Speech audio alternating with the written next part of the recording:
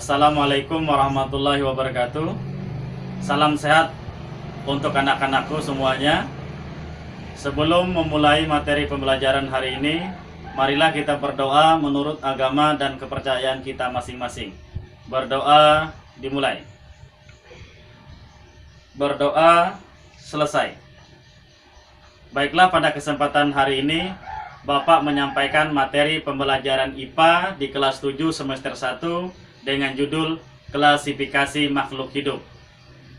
Adapun tujuan pembelajaran yang ingin Bapak sampaikan pada hari ini, yang pertama, peserta didik dapat menyajikan hasil pengamatan, mengidentifikasi dan mengkomunikasikan hasil observasinya. Yang kedua, peserta didik dapat menjelaskan benda-benda di sekitar yang bersifat alamiah.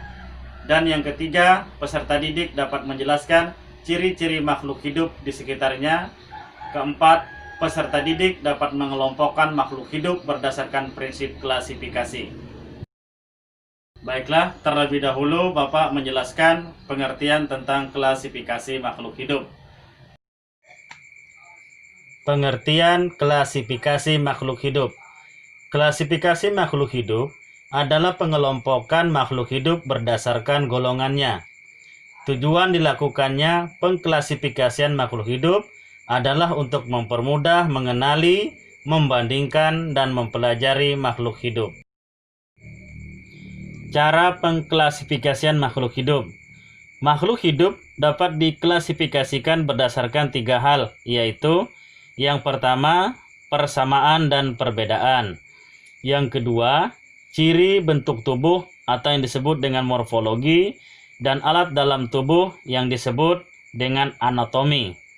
Yang ketiga, manfaat, kemudian ukuran, tempat hidup, dan cara hidupnya.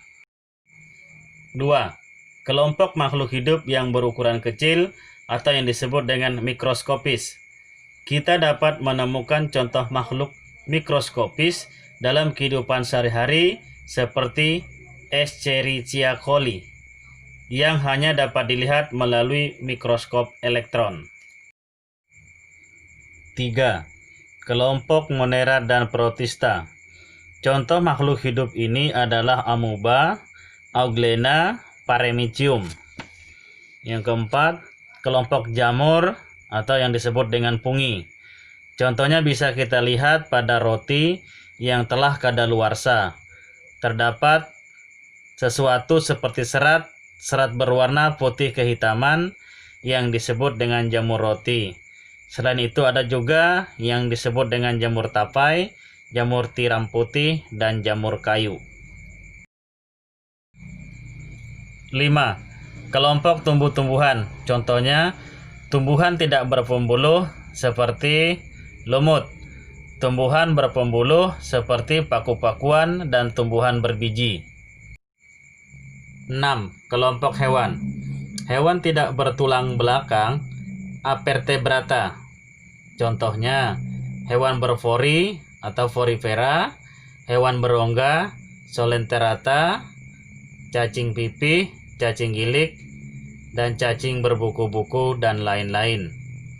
Hewan bertulang belakang, vertebrata. Contohnya, ikan, katak, burung, dan lain-lain.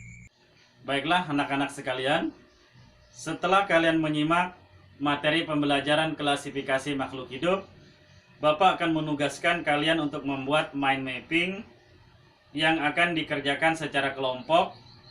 Untuk pembagian kelompoknya dapat kalian lihat di grup WA IPA. Untuk kelompok 1 membuat mind mapping tentang kelompok makhluk hidup dalam kurung mikroskopis. Kelompok 2 membuat mind mapping tentang Monera dan Protista. Kelompok ketiga membuat mind mapping tentang jamur atau fungi. Yang keempat, kelompok 4 membuat mind mapping tentang tumbuh-tumbuhan. Yang kelima, membuat mind mapping tentang vertebrata dan invertebrata. Kalian dapat membuat mind mapping di atas kertas karton putih. Tugas diberi waktu dalam menyelesaikan selama 1 minggu. dan akan dipresentasikan dalam bentuk video singkat yang berdurasi 3-5 menit. Jika ada pertanyaan yang kurang jelas, silakan bertanya melalui grup WA IPA. Kemudian Bapak perlihatkan contoh mind mapping dari jamur atau pungi. Jadi kalian nanti membuat seperti ini. Bisa dilihat? Semoga bisa ya. Sebelum Bapak akhiri materi pembelajaran hari ini, marilah kita berdoa terlebih dahulu.